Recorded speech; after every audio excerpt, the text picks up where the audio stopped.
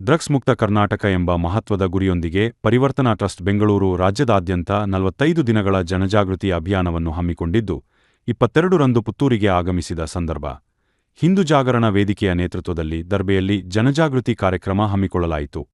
ಯುವ ಜನತೆ ಡ್ರಗ್ಸ್ನಿಂದ ಅಥವಾ ಮಾದಕ ವ್ಯಸನಗಳಿಂದ ದೂರವಿರಬೇಕು, ಪೋಷಕರು ಎಚ್ಚರಿಕೆಯಿಂದಿರಬೇಕು, ಮಕ್ಕಳ ಚಟುವಟಿಕೆಗಳನ್ನು ಗಮನಿಸುತ್ತಿರಬೇಕು ಮತ್ತು ಸಮಾಜವೆಲ್ಲ ಒಂದಾಗಿ ಈ ಮಾದಕ ವ್ಯಸನದ ವಿರುದ್ಧ ಹೋರಾಡಬೇಕು ಎಂಬ ಸಂದೇಶವನ್ನ ಸಾರುವ ನಿಟ್ಟಿನಲ್ಲಿ ಮಾಹಿತಿ ಮತ್ತು ಪ್ರಾತ್ಯಕ್ಷಿಕ ರಥವನ್ನು ದರ್ಬೆಯಲ್ಲಿ ಸಾರ್ವಜನಿಕರಿಗೆ ಪ್ರದರ್ಶಿಸಲಾಯಿತು. ಕನ್ನಡ ಸಾಹಿತ್ಯ ಪರಿಷತ್ ಪುತ್ತೂರು ತಾಲೂಕು ಘಟಕದ ಅಧ್ಯಕ್ಷ ಪುತ್ತೂರು ಉಮೇಶ್ ನಾಯಕ್ ಅವರು ಮಾದಕ ವ್ಯಸನದ ಕುರಿತು ಜಾಗೃತಿ ಮೂಡಿಸಿದರು. ಈ ಸಂದರ್ಭ ಹಿಂದೂ ಜಾಗರಣ ವೇದಿಕೆಯ ಜಿಲ್ಲಾ ಸಂಚಾಲಕ ಮೋಹನ್ ದಾಸ್, ಜಿಲ್ಲಾ ಸಹ ಸಂಯೋಜಕ ದಿನೇಶ್ ಪಂಜಿಗ, ಸದಸ್ಯರಾದ ಪ್ರಸಾದ್ ಪುರುಷರಕಟ್ಟೆ, ಟ್ರಸ್ಟ್ನ ಸಂದೇಶ್, ನಗರ ಯೋಜನಾ ಪ್ರಾಧಿಕಾರದ ಮಾಜಿ ಅಧ್ಯಕ್ಷ ಭಾಮಿ ಅಶೋಕ್ ಶೆಣೈ, ಹರೀಶ್ ಬಿಜತ್ರೆ, ಹರಿಪ್ರಸಾದ್ ಯಾದವ್, ಶಶಿಧರ್ ನಾಯ್ಕ್, ಸಂತೋಷ್ ಕುಮಾರ್ ಕೈಕಾರ, ನಾಗೇಂದ್ರ ಬಾಳಿಗ ಸಹಿತ ಹಲವಾರು ಮಂದಿ ಉಪಸ್ಥಿತರಿದ್ದರು.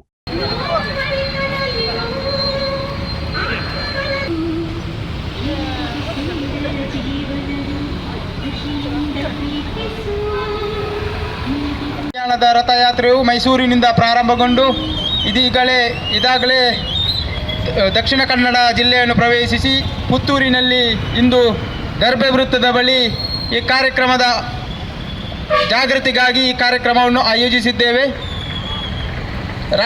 ಪ್ರಾಂತದಾದ್ಯಂತ 45 ದಿವಸಗಳ ಕಾಲ ಈ ರಥಯಾತ್ರೆ ಸಂಚರಿಸಿ ವಿವಿಧ 18 ಜಿಲ್ಲೆಗಳಲ್ಲಿ ಸಂಚರಿಸಿ ಜನವರಿ 27ರಂದು ಬೆಂಗಳೂರಿನಲ್ಲಿ ಈ ಒಂದು ಕಾರ್ಯಕ್ರಮದ ಸಮಾರೋಪ ಸಮಾರಂಭ ನಡೆಯಲಿದೆ.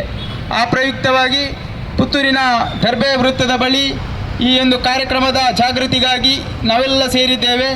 ಇಂದಿನ ಕಾರ್ಯಕ್ರಮದ ಮಾರಣಾಂತಿಕ ಮಾದಕ ವ್ಯಸನ ಅಥವಾ ಮಾದಕ ವಸ್ತು ಒಂದು ಕ್ಷಣಿಕ ಸುಖಕ್ಕಾಗಿ ಈಗಿನ ಯುವಜನತೆ ಈ ರೀತಿಯ ಒಂದು ಮಾದಕ ವ್ಯಸನಕ್ಕೆ ಬಲಿಯಾಗ್ತಾ ಇರುವಂಥದ್ದು ಬಹಳ ದುಃಖದ ಸಂಗತಿ.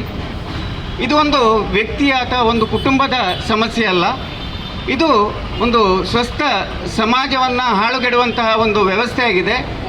ಆದ್ದರಿಂದ ಇದು ಸಮಾಜದ ಒಂದು ಪಿಡುಗು, ಸಮಾಜದ ಒಂದು ಸಮಸ್ಯೆ, ಒಂದು ಊರಿನ ಸಮಸ್ಯೆ. ಅದೇ ರೀತಿ ಈಗಾಗಲೇ ಸಂದೇಶ್ ಅವರು ಹೇಳಿದ ಹಾಗೆ ಇದು ಒಂದು ದೇಶದ ಸಮಸ್ಯೆ ಆಗಿದೆ. ಇದನ್ನು ನಿರ್ಮೂಲನೆ ಮಾಡುವಲ್ಲಿ ಸಮರ್ಪಣಾ ಟ್ರಸ್ಟ್ ಬೆಂಗಳೂರು ಈ ಒಂದು ಸೇವಾ ಸಂಸ್ಥೆಯು ಹಮ್ಮಿಕೊಂಡಿರುವಂತಹ ಈ ಡ್ರಗ್ಸ್ ಮುಕ್ತ ಕರ್ನಾಟಕ ಅಭಿಯಾನ ಬಹಳ ಯಶಸ್ವಿಯಾಗಿ ನೆರವೇರ್ತಾ ಇದೆ.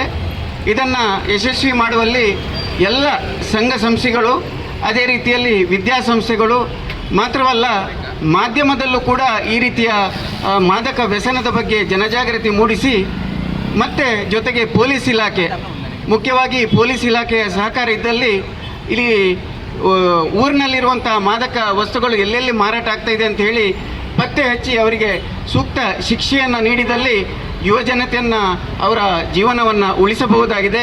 ಈ ನಿಟ್ಟಿನಲ್ಲಿ ಹಮ್ಮಿಕೊಂಡಂತಹ ಈ ಒಂದು ರಥಯಾತ್ರೆಗೆ ಪುತ್ತೂರಿನ ಹಿಂದೂ ಜಾಗರಣ ವೇದಿಕೆಯ ಮುಖ್ಯಸ್ಥರಾದಂತಹ ಯುವ ನಾಯಕರಾಗಿರುವಂತಹ ದಿನೇಶ್ ಪಂಜಿಗ ಹಾಗೂ ಅವರ ತಂಡಕ್ಕೆ ಶುಭಾಶಯವನ್ನು ಹೇಳ್ತಾ ನನ್ನೆರಡು ಮಾತುಗಳನ್ನು ಮುಕ್ತಾಯ ಮಾಡ್ತಾ ಇದ್ದೇನೆ.